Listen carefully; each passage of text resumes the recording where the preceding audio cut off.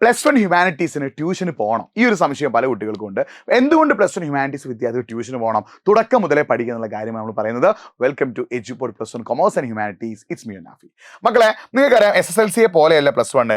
നിങ്ങൾക്ക് SSLCയിൽ CE മാർക്കിന്റെ സഹായത്തോടു കൂടി പാസ്സാകാൻ പറ്റുമെങ്കിൽ പ്ലസ് വണ്ണിൽ അങ്ങനെയല്ല.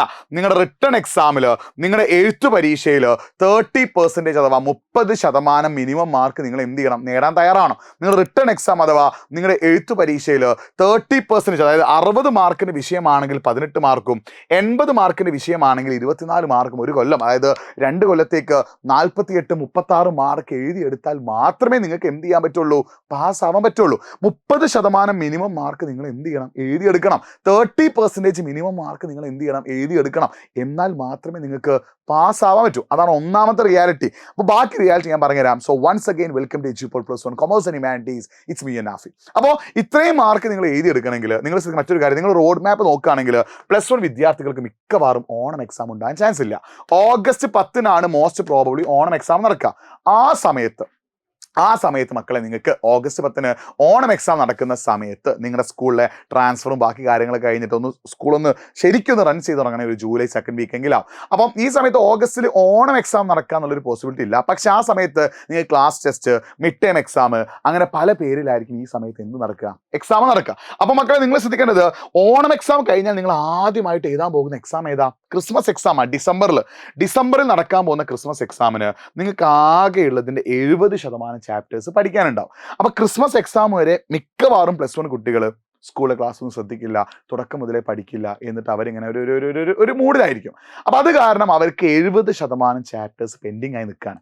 70% ചാപ്റ്റേഴ്സ് അവർക്ക് എത്രയോ പ്രോപ്പറായിട്ട് പഠിക്കാൻ പറ്റും. ആ സമയത്ത് ടെൻഷൻ വരുന്നു, പേടി വരുന്നു, സ്ട്രെസ് വരുന്നു, അങ്ങനെ പല പ്രശ്നങ്ങളുണ്ടാവും. ഇത് സോൾവ് ചെയ്യാനുള്ള സൊല്യൂഷൻ എന്താടാ? തുടക്കം മുതലേന്ന് പഠിക്കാന്നുള്ള. അപ്പം നിങ്ങൾ ഈ ക്രിസ്മസ് എക്സാമിന് പ്രോപ്പറായിട്ട് പഠിച്ചിട്ടില്ലെങ്കിൽ ഫെബ്രുവരി നടക്കാൻ പോകുന്ന മോഡൽ എക്സാമിനും മാർച്ച് നടക്കാൻ പോകുന്ന പബ്ലിക് എക്സാമിനും ഓട്ടോമാറ്റിക്കായിട്ട് നിങ്ങൾക്ക് എന്ത് വരും? ഭയങ്കരമായിട്ട് സ്ട്രെസ് വരും. കാരണം എന്താ? 70% ചാപ്റ്റേഴ്സ് നിങ്ങൾ ക്രിസ്മസ് എക്സാമിന് പഠിച്ചില്ല, പിന്നെ ബാക്കിയുള്ള ചാപ്റ്റേഴ്സ് കൂടി മോഡലിനും ക്രിസ്മസിനും വരുമ്പോൾ പ്രോപ്പറായിട്ട് പഠിക്കാനുള്ള സമയം, പ്രോപ്പറായിട്ട് കഷ്ടപ്പെടാനുള്ള സമയം, പ്രോപ്പറായിട്ട് എഫേർട്ട് ഇടാനുള്ള ഒരു സമയം കിട്ടാത്ത ഒരു അവസ്ഥ നിങ്ങൾക്ക് വരും. സോ ഇത് നിങ്ങൾക്ക് ഓട്ടോമാറ്റിക്കായിട്ട് പ്ലസ് വൺ പബ്ലിക് എക്സാം ആകുമ്പോഴേക്കും പല രീതിയിലുള്ള സ്ട്രെസ്സും സ്ട്രെയിനും ബുദ്ധിമുട്ടൊക്കെ ഉണ്ടാക്കും.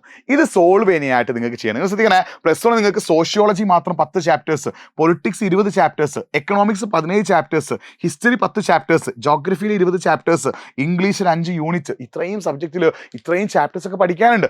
എല്ലാം നിങ്ങൾ ഇങ്ങനെ ലാസ്റ്റിലേക്ക് മാറ്റി വെക്കുകയാണെങ്കിൽ കഴിഞ്ഞ വർഷം SSLC പഠിക്കുമ്പോൾ നിങ്ങൾ ചെയ്ത ചില മിസ്റ്റേക്ക് ഉണ്ട്, അത് നിങ്ങൾ അതേപോലെ പ്ലസ് വൺ റിപ്പീറ്റ് ചെയ്യാണ് അല്ലേ? എന്താടാ? 1 ലാസ്റ്റ് മിനിറ്റ് അവസാന സമയം മാത്രം പഠിക്കുന്നു. 2 നിങ്ങളുടെ കണ്ടന്റിനെ കുറിച്ച് നിങ്ങൾ അവെയർ അല്ല. നിങ്ങൾക്ക് എത്രത്തോളം പഠിക്കാനുണ്ട്, എത്രത്തോളം എനിക്ക് ടഫാണ് സബ്ജക്റ്റ്, അതിനെക്കുറിച്ചൊരു ബോധവും ഇല്ലാതെ പ്ലസ് വണ്ണിൽ സ്ഥിരമായിട്ട് പഠിക്കാതെ നിങ്ങൾ എല്ലാം അവസാന നിമിഷത്തേക്ക് മാറ്റിവെക്കുന്നു. ഈ തുടക്കത്തിലുള്ള സമയം, ഇപ്പോൾ നിങ്ങൾക്ക് കിട്ടുന്ന സമയം നിങ്ങൾ പ്രോപ്പറായിട്ട് പഠിക്കാതെ വേസ്റ്റ് ആക്കി കളയുന്നു. പിന്നെ SSLCയേക്കാൾ 3 ഇരട്ടി കണ്ടന്റ് നമുക്ക് എവിടെയുണ്ട്?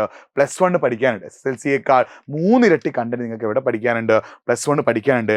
അതിനെക്കുറിച്ച് നിങ്ങൾ സീരിയസ് അല്ല. ഈ ഒരു പ്രശ്നങ്ങൾ നിങ്ങൾ SSLC ചെയ്ത് ഓർക്കുന്നില്ലേ? SSLC നിങ്ങൾ തുടക്കം മുതലേ പഠിച്ചില്ല, സ്ഥിരമായി പഠിച്ചില്ല, ഒരുപാട് പഠിക്കുക എന്നുള്ളൊരു ബോധത്തിൽ നിങ്ങൾ പഠിച്ചില്ല. അത് കാരണം നിങ്ങൾക്ക് ആഗ്രഹിച്ച സ്കൂളിൽ വിചാരിച്ച കോഴ്സിന് സീറ്റ് കിട്ടാത്തൊരവസ്ഥ വന്നില്ലേ? പ്ലസ് വണ്ണിന് ശേഷം, പ്ലസ് ടുവിന് ശേഷം നിങ്ങൾ വീണ്ടും ആ ഒരു തെറ്റിലേക്ക് പോവാണോ? നിങ്ങൾ ശ്രദ്ധിച്ചേ, ഹ്യൂമാനിറ്റീസിൽ 2025 പ്ലസ് വൺ പ്ലസ് ടുവിൽ വിജയിച്ച ആളുകളുടെ എണ്ണം 69%, 2026 അത് 66% കുറഞ്ഞു. എന്താ മക്കളെ കാരണം? തുടക്കം മുതലേ പഠിച്ചില്ല, തുടക്കം മുതലേ എഫേർട്ട് ഇട്ടില്ല, ഡിസംബർ വെറുതെ ടൈം വേസ്റ്റ് ആയി കളഞ്ഞു. ഇവിടെയാണ് നിങ്ങൾ എന്തിനാണ് ട്യൂഷൻ പോകുന്നുള്ളൊരു പ്രസക്തി. കാരണം എഡ്യൂപോഡിന്റെ ബാച്ചിൽ നിങ്ങൾക്ക് ഇതിനുള്ള ട്യൂഷൻ ഉണ്ട്. പ്ലസ് വൺ ഹ്യൂമാനിറ്റീസ് പഠിക്കുന്ന ഒരു വിദ്യാർത്ഥിയാണെങ്കിൽ നിങ്ങളെ ഹെൽപ്പ് ചെയ്യാൻ വേണ്ട ട്യൂഷൻ എവിടെയുണ്ട്? എഡ്യൂപോഡിന്റെ ബാച്ചിലുണ്ട്. പല ആളുകളും പറയും, മക്കളെ നിങ്ങളെ പ്ലസ് വൺ സിമ്പിളാണ്, പ്ലസ് വൺ പഠിക്കാൻ ഒന്നുമില്ല, എക്സാമിന്റെ തലേന്ന് പഠിച്ചാൽ മതി എന്ന് പല ആളുകളും നിങ്ങളോട് പറയും.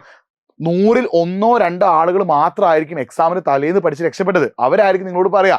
മെജോറിറ്റി ആളുകളും എക്സാമിന് തലേന്ന് പഠിച്ചത് കൊണ്ടാണ് ഇതാ ഹ്യൂമാനിറ്റീസിന്റെ വിജയ ശതമാനം 2025 69%, 2026 66% മാറിയത്.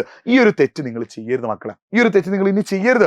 പഠിക്ക്, ഡെയിലി പഠിക്കുക. അങ്ങനെ പഠിക്കാൻ നിങ്ങൾ തയ്യാറാണെങ്കിൽ നിങ്ങളെ ഹെൽപ്പ് ചെയ്യുന്ന എഡ്യൂപോഡ് റെഡിയാണ്. എഡ്യൂപോഡിന്റെ സൂപ്പർ ബാച്ച്, നിങ്ങൾക്ക് വേണ്ട റെക്കോർഡ് ക്ലാസ്, ലൈവ് ക്ലാസ് എല്ലാം നമ്മൾ സെറ്റാക്കി തരുന്ന ഇപ്പം നിങ്ങൾക്ക് ഡിസ്കൗണ്ടോട് കൂടി എജ്യൂപോണിൻ്റെ ബാച്ച് പഠിക്കാം. നിങ്ങൾ ശ്രദ്ധിക്കേണ്ട കാര്യം, ഒരു കാര്യം നമുക്ക് സിൻസിയർ ആയിട്ട് കിട്ടുന്നുണ്ടെങ്കിൽ അത് നമ്മൾ ചെറിയൊരു പേയ്മെൻറ്റ് കൊടുത്തേ പറ്റുള്ളൂ. അല്ലേ? നിങ്ങൾ ശ്രദ്ധിക്കേണ്ട കാര്യം എന്താ, ഇപ്പോൾ നിങ്ങൾ സാറ് യൂട്യൂബിൽ ഫ്രീ ആയിട്ട് ക്ലാസ് തരുമോ? നിങ്ങൾ ചിന്തിച്ച് നോക്കിയേ, കേരളത്തിൽ ഒരുപാട് കുട്ടികൾ എജ്യൂപോണിനെ ട്രസ്റ്റ് ചെയ്ത് എജ്യൂപോണിൻ്റെ ബാച്ച് ജോയിൻ ചെയ്യുന്നുണ്ട്.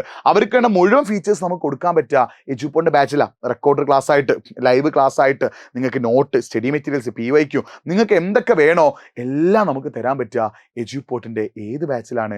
സൂപ്പർ ബാച്ചിലാണ്. എജ്യൂപോണിൻ്റെ സൂപ്പർ ബാച്ചിൽ ജോയിൻ ചെയ്താൽ മാത്രമേ നിങ്ങൾക്ക് ഈ പറഞ്ഞ ഫീച്ചേഴ്സ് കിട്ടൂ. യൂട്യൂബിൽ വളരെ കുറച്ച് ക്ലാസ്സേ ഉണ്ടാവുള്ളൂ,